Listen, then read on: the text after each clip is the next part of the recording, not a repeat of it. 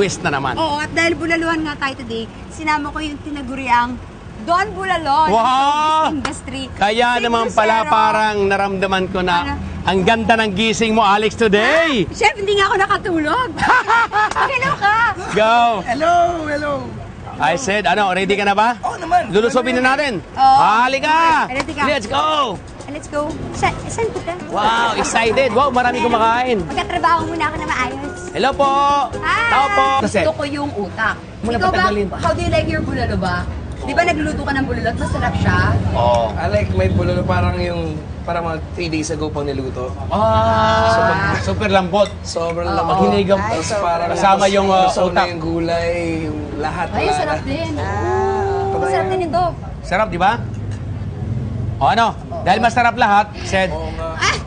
Oo nga.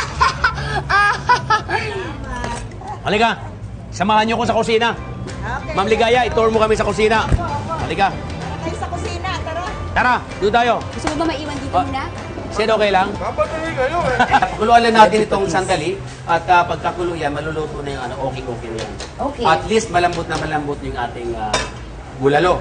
Di ba? Mhm. Takpan lang natin saglit. Mga 2 minutes and 1 hour, okay ba?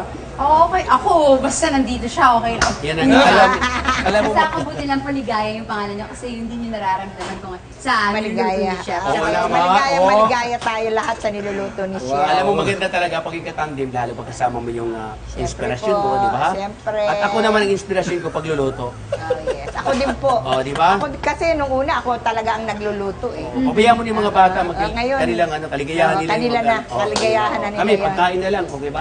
Oo, ako busog na nga ako, Chef. Malapit na to.